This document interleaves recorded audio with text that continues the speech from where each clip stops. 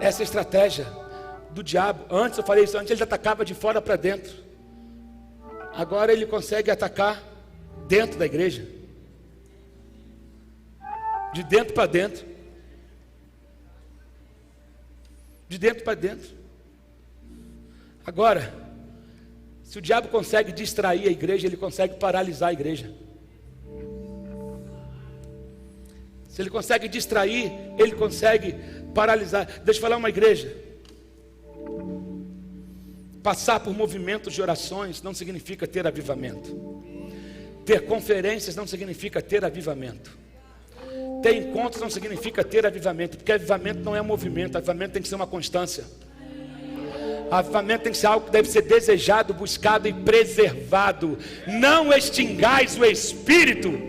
Não deixe que a chama se apague. A chama do altar não podia apagar. Ela tinha que ser conservada acesa todos os dias. A gente tem que parar e achar que um movimento vai trazer um avivamento. Avivamento é algo que tem que ser buscado muito mais do que um movimento, muito mais do que um evento. Avivamento começa em cada um de nós. Ter um bom pregador não significa que vai trazer o avivamento. Ter um grande cantor não significa que vai trazer avivamento. Ter um grande evento não significa que vai trazer avivamento. Mas quando os joelhos se dobrarem, quando o perdão tiver, quando tiver corações entregues, quando tiver pessoas sedentas pela presença de Deus, dispostas a sacrificar, aí o avivamento virá. O avivamento não vem com hora marcada para acontecer. O avivamento vem quando a igreja desperta para a oração, quando a igreja desperta para arrependimento, quando a igreja para de ser mimimi, quando a igreja para de ser cri-cri e viver uma infantilidade ridícula, quando a igreja decide amadurecer, aí está preparada para receber o avivamento. Para de orar por aquilo que você não está preparado para receber. Pare de orar para aquilo que você não está preparado para receber. Tu tem que ficar com fralda ainda. Acha que é muito espiritual, que é muito bam, mas está de fralda, porque é menino.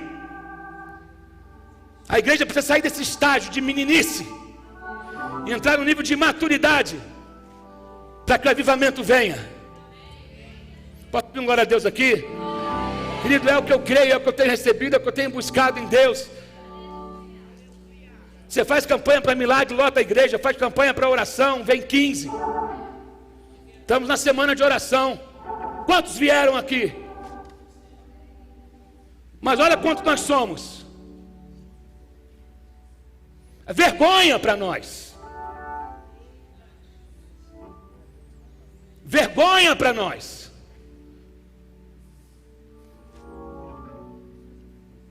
E depois vai reparar o que tem que melhorar. Tem que começar melhorando você, querido. Quer melhorar a igreja? Começa melhorando você. Quer melhorar o ministério? Começa melhorando você. Porque se você é medíocre, o ministério é medíocre. Se você é frouxo, o ministério é frouxo. Se você é feridinho, o ministério é ferido. Melhora a igreja melhorando você. Eu tenho que melhorar, você tem que melhorar, e nós temos que despertar para essa melhora. A oração tem que ser: Senhor, transforma-nos. Nossa, que palavra dura, pastor. Não, estou falando em amor para você. Estou falando em amor para você. Estou pregando o que eu acredito. Estou pregando o que eu creio. Sabe? Quando a igreja chegar ao ponto onde nada mais importa a não ser ver almas transformadas, aí ela vai ter um avivamento.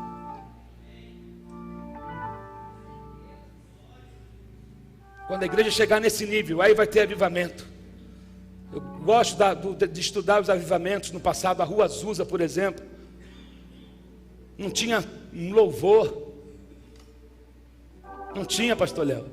Era um lugar de madeira apertado, sem ar-condicionado, banco de madeira, sem encosto, e lotava os lugares, lotava o lugar. Deus vinha e visitava aquele lugar, porque só tinha clamor, arrependimento, tinha busca pelo poder do alto. Mas é compartilhado como a igreja foi se sofisticando, ela foi ficando moderna e sem poder. Que Deus tenha misericórdia de nós.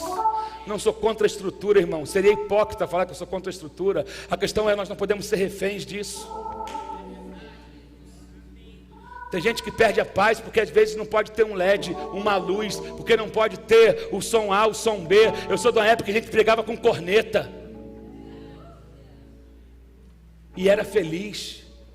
O único instrumento que tinha na minha igreja era uma guitarra tonante, que o espaço da corda entre o braço era quase de meio centímetro.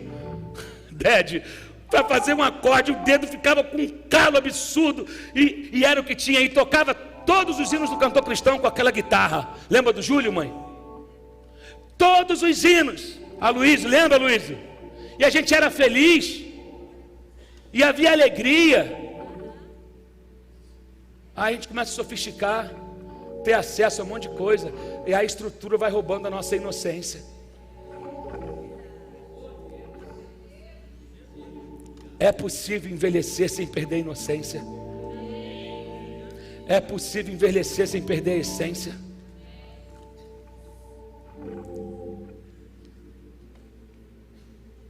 Irmão, a visão que eu tinha de igreja no começo, eu queria botar banco de madeira em tudo, sem encosto.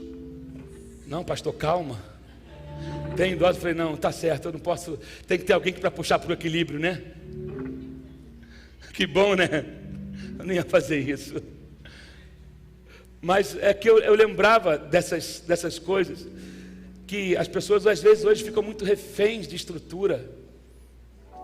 Se eu chego lá, o banheiro não está como eu quero, pega e limpa, irmão, ajuda a limpar.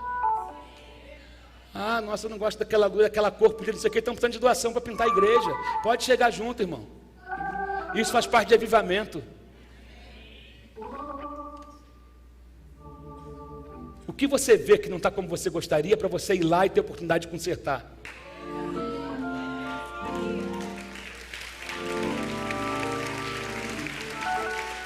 Agora, sabe qual é o problema? É que você está colado com gente errada. Você está ouvindo conselheiros errados, achando que está ouvindo o conselheiro certo. Esse é o problema.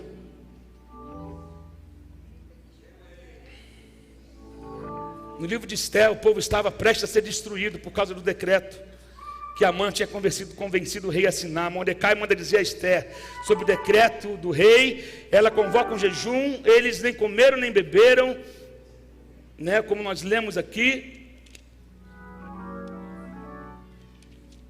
Oh, meu Deus. Na verdade, Amã era um satanás, gente. Né? Amã era um satanás. Ele não suportava o fato de que Mordecai ou Mardoqueu se recusava a se curvar diante dele. E aí ele não procurou só matar Mordecai, ele queria matar o povo todo. Agora, para você entender, Amã, ele era agagita. Ele vinha da região de Agag. Presta atenção. Não é à toa que ele está nessa pilha querendo acabar com os judeus. Porque havia recebido um decreto, Saul havia recebido um decreto que ele tinha que destruir todo o povo de Agag.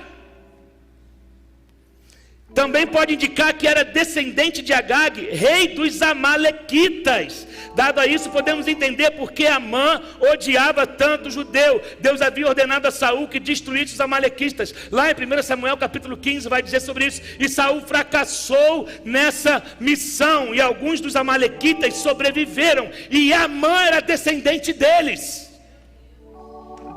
Amã era descendentes e sobreviventes daqueles que deveriam ter sido mortos por ordem de Deus. Deus mandou matar? Sim, Deus mandou matar.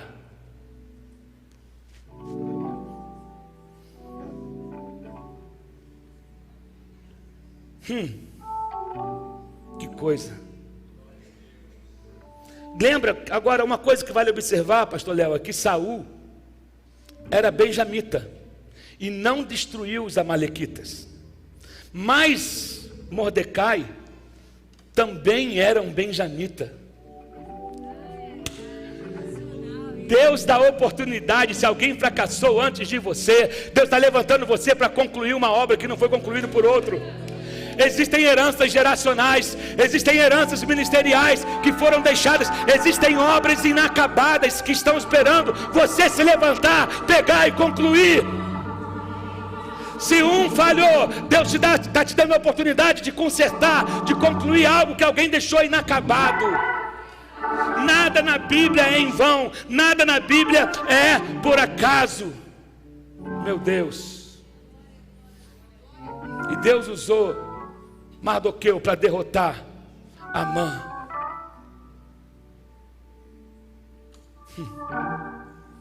E eles entraram nessa luta e destruíram o inimigo sem lança, sem espada.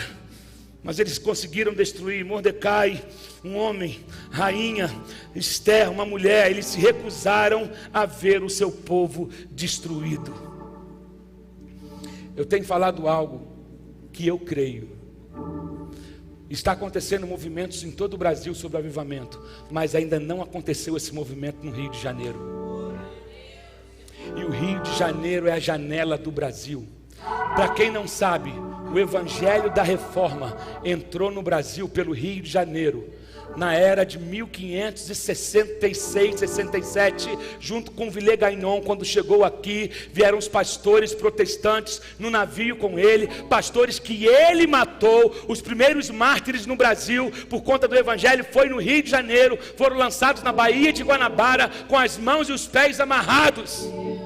E eu digo que quando o Rio de Janeiro despertar para um avivamento, a nação será curada. A gente ora por Brasília, a gente ora em São Paulo, faz um monte de movimento, mas o Rio de Janeiro precisa se despertar, porque é um lugar profético e estratégico. E o Rio de Janeiro é a janela do Brasil. Acho que você não entendeu. Por isso que o diabo está causando intriga dentro das igrejas no Rio de Janeiro.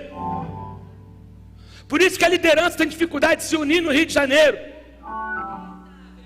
É por isso que pastores estão sendo distraídos, disputando ovelhas uns com os outros. Quem tem a igreja que mais que está bombando do que o outro, e está perdendo o diabo, ganhando espaço. E a igreja tem que se despertar para arrependimento, para oração e para reconstruir altares.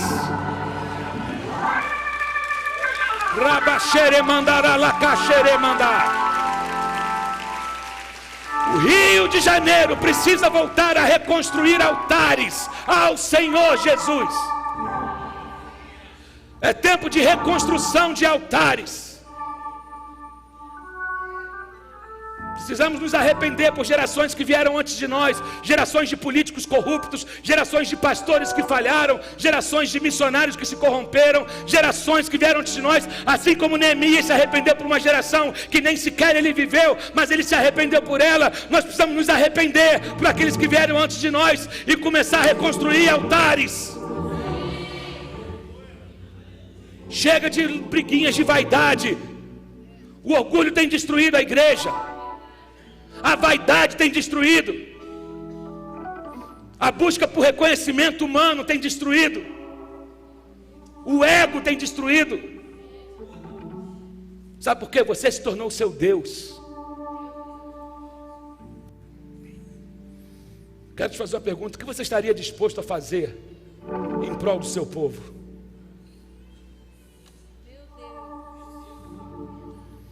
O que você estaria disposto a fazer em prol do seu povo?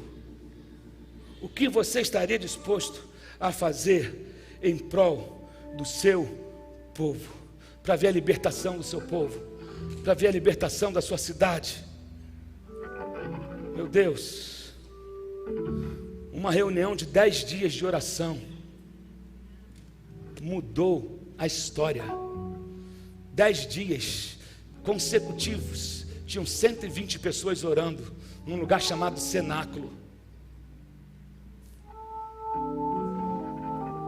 Quando de repente línguas como de fogo vieram e invadiram aquele lugar.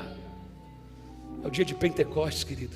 Eles estavam há 10 dias orando, buscando um avivamento, clamando por um avivamento, buscando com a mesma intensidade, com um só propósito, o mesmo objetivo. Deus veio e a história foi mudada a partir dali. Eles incendiaram o mundo.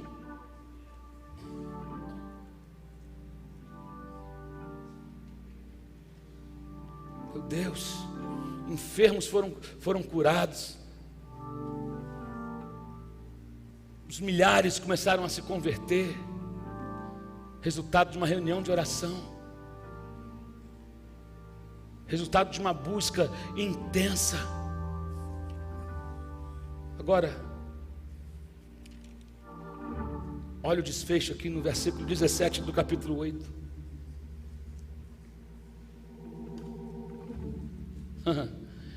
Em cada província e em cada cidade, onde quer que chegasse o decreto do rei, havia alegria e júbilo entre os judeus, com banquetes e festas.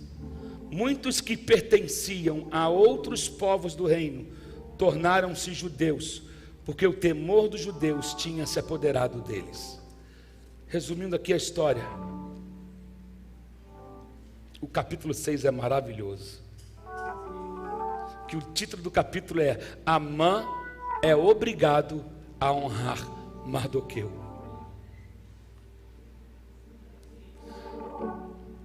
O rei tinha descoberto, lendo as crônicas, que tinham há um tempo atrás tinham armado uma arapuca para matar o rei. E Mardoqueu desfez tudo, salvando a vida do rei. Ele viu isso nas crônicas dos reis de Israel. E aí ele chama quem? Amã, aquele que havia preparado uma forca para Mardoqueu. E aí ele chama Amã. Amã acha, ele chega: Amã, o que deve fazer o rei quando ele quer honrar uma pessoa?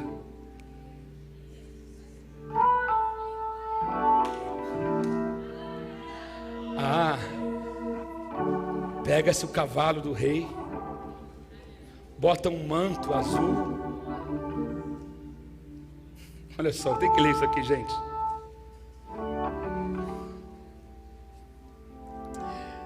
Cadê? Deixa eu ver o que isso acha aqui. Verso 6: Entrando Amã, o rei lhe perguntou: o que deve fazer ao homem que o rei tem prazer de honrar? Amã pensou consigo: a quem o rei teria prazer de honrar, senão a mim? Tem muita gente que é assim, né? Eu sou o cara, estou bombando, glórias a mim, louvado seja eu me amo, tu me amas, nós me amamos. Fiz uma canção em minha homenagem: eu me amo, tu me amas, nós me amamos. Esse é o cara que acha que está bombando. Eu estou na mídia, eu estou bombando. Tragam, né? Amã pensou consigo: a quem o rei teria prazer de honrar, senão a mim?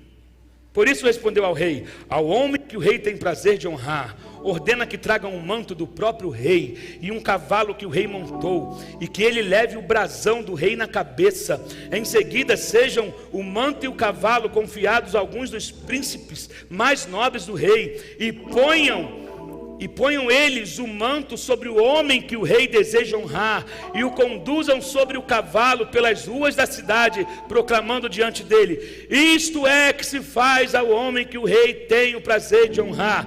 O rei então ordenou a Amã: vá depressa apanhar o manto e o cavalo, e faça ao judeu Mardoqueu o que você sugeriu. Eu imagino a ira em Mardoqueu andando, Amã puxando o cavalo, Mardoqueu em cima, e ele tendo que gritar: esse é o homem que o rei deseja honrar, esse é o homem. No lugar da tua vergonha, no lugar da tua aflição, Deus vai te levantar com unção, com honra dobrada. Eu creio nisso. Deus vai fazer na tua vida, o diabo vai ser envergonhado.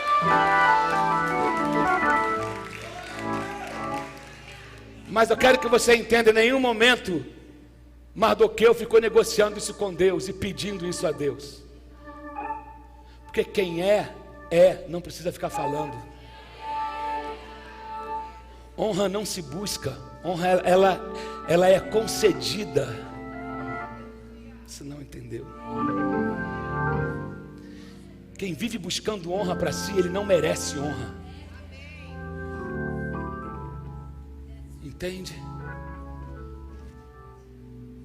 Agora, quando Deus decide levantar alguém, quando Deus decide honrar alguém, não tem inferno, não tem principado, não tem potestade, não tem enfermidade, não tem nada que possa ir contra ao que Deus deseja fazer.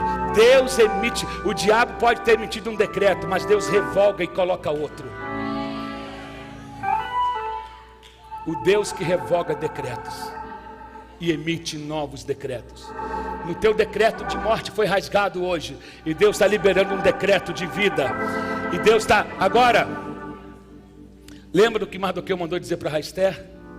Olha, quem sabe que não foi para esse momento que Deus te colocou na posição de rainha.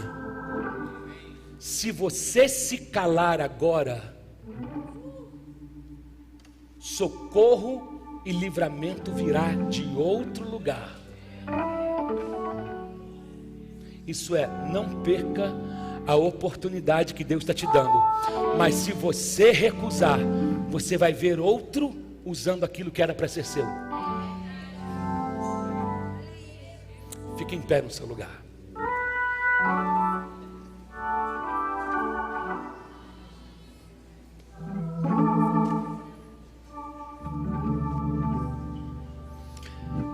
Quando você decide sacrificar, como assim sacrificar, pastor? É renúncia, orar, clamar, jejuar, orar pelo seu povo, orar pela sua cidade, não deixar que a sua vaidade, o seu orgulho domine você. Deus vai se manifestar na tua vida como nunca antes. Como nunca antes. Queridos, o diabo não está preocupado com as organizações religiosas. O diabo quer, deixe que elas se multipliquem. Eles só não podem orar.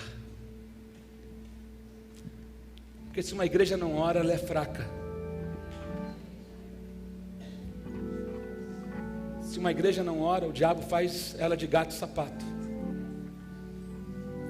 Agora, quem ora, ele desenvolve um relacionamento com Deus.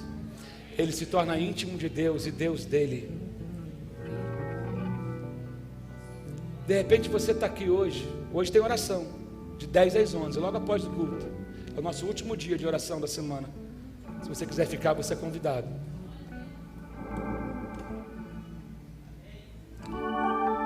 Feche os teus olhos, porque eu quero falar algumas coisas. Talvez tem pessoas que... Eu comecei falando que não existem pessoas desmotivadas. Existem pessoas que dão ouvidos aos sonhadores errados. Primeiro, quem você está ouvindo?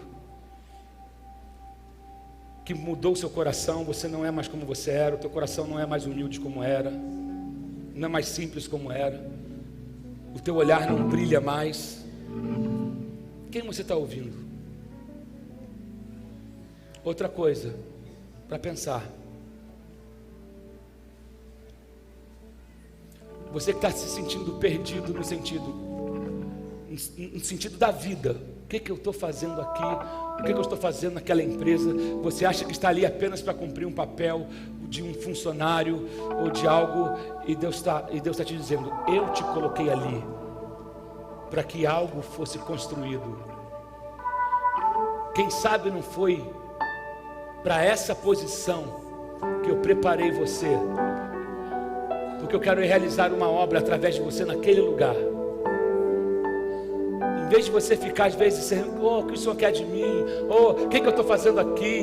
Que droga de emprego, que vida ruim, que trabalho ruim, que bairro ruim, que prédio ruim, que igreja ruim, que tudo ruim. Senhor, o que o Senhor quer de mim aqui? O que o Senhor quer de mim nesse trabalho? O que o Senhor quer de mim na minha vida profissional? Você precisa de sentido.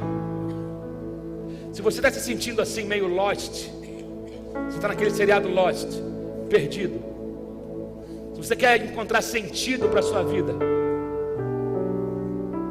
se você está sendo perseguido no seu trabalho, perseguido na sua fé, perseguido na sua inocência, e você quer ser desintoxicado disso hoje, sai do seu lugar e vem aqui à frente. Eu quero orar com você. nome de Jesus. Em nome de Jesus. Isso, pode sair. Pode sair do seu lugar. Eu sei que tem pessoas que precisam vir aqui à frente. Eu quero apertar sua mão, eu quero orar com você. Eu sei que a vida não é fácil. A vida nos aplica peças, coisas que a gente não espera. Deus está me ensinando. Mas eu quero que você entenda. Estou aprendendo. Dani, você é a pessoa certa, no lugar certo, na estação certa. Eu sei que o lugar onde você vive é sinagoga de Satanás, mas ali tem pessoas que não se curvam, ali tem pessoas que não se corrompem. Não é todo mundo farinha do mesmo saco, não. O Senhor tem te colocado ali. O Senhor está renovando a tua guarda de anjos hoje, renovando a tua estrutura hoje. Deus troca a força da tua filha, renova a tua filha, fortalece a mente dela, fortalece seus pés, seus braços, sua alma, seu espírito, seu corpo, em nome de Jesus. Lembra disso, você é a pessoa certa, no lugar certo, na estação certa. Deus está trazendo alívio, socorro, provisão para você. Você não está sozinha nisso.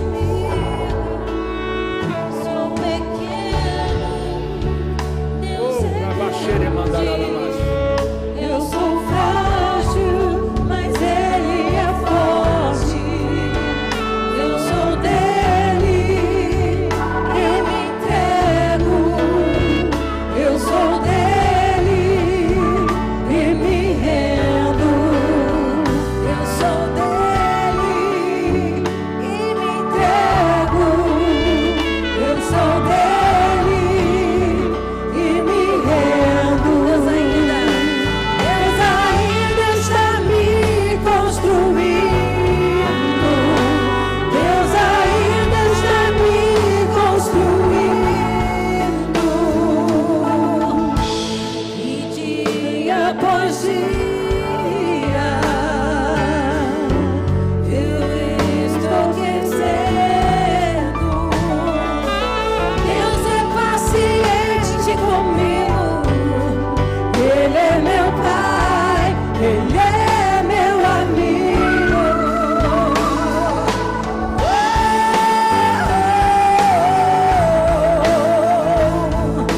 Sou sua obra de amor.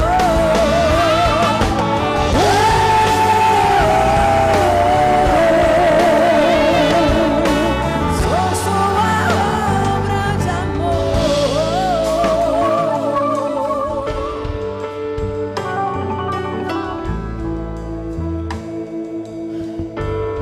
Provação exponencial, ministério exponencial, confronto exponencial, unção exponencial. Se o que está acontecendo com você é inacreditável, eu quero dizer para você que o diabo está com medo de você. Eu vou repetir. Se o que está acontecendo com você é inacreditável, é porque o diabo está com medo de você. Eu ouvi de um grande mentor esses dias, um professor. Ele disse: o último estágio do inferno é quando ele começa a gritar.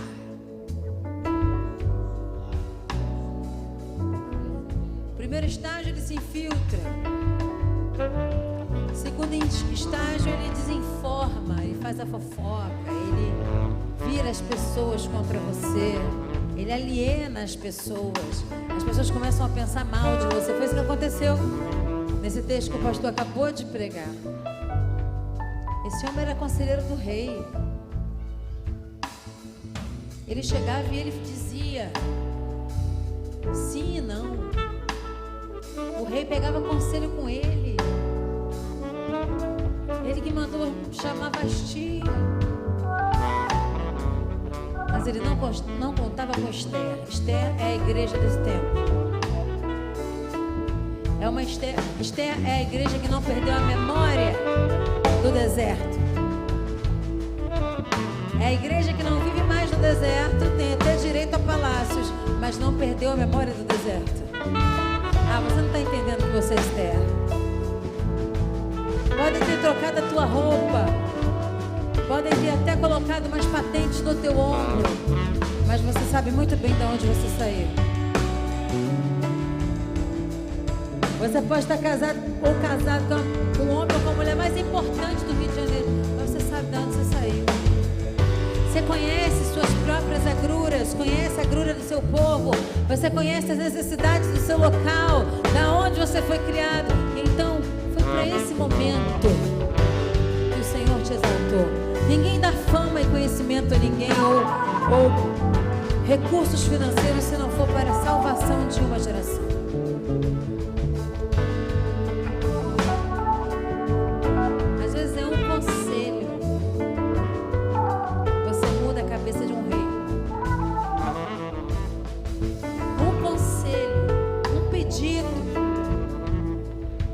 Coração iracundo quebra.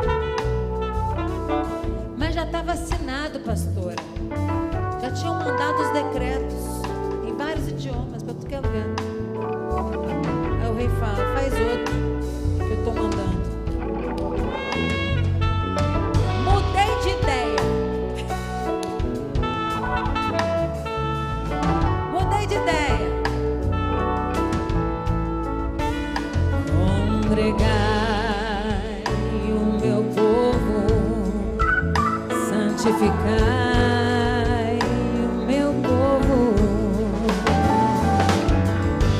nesses tempos do fim, reuni homens velhos, jovens e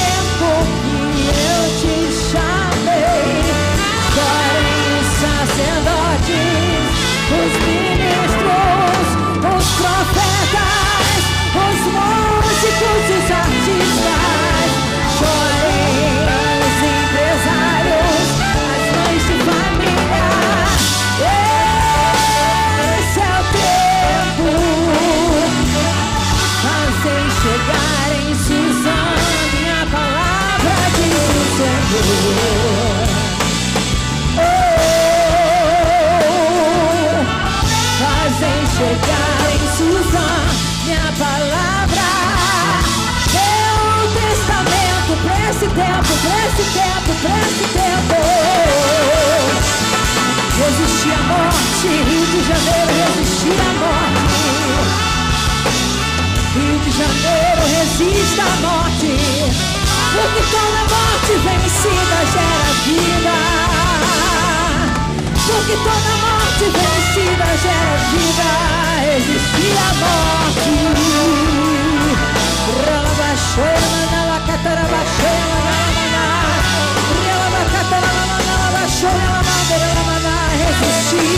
Resistir à morte dos ministérios. resistia à morte dos profetas, resistia à morte. E o caldeirão de morte dos profetas não será mais conhecido assim. Rio de Janeiro, caldeirão da morte, tu não mais serás conhecido assim.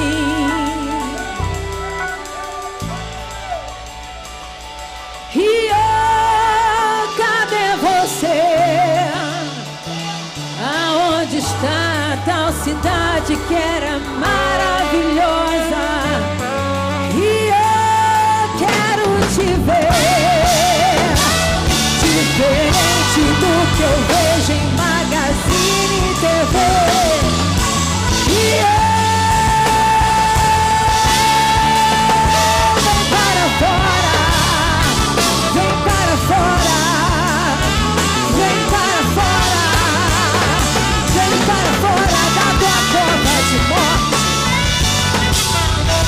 Vem para fora, para fora, para fora. Resplandece, Rio de Janeiro, porque é chegada a tua hora. Diamante do Brasil, Rio. A menina de Ipanema, a menina de Ipanema, Rio, Rio.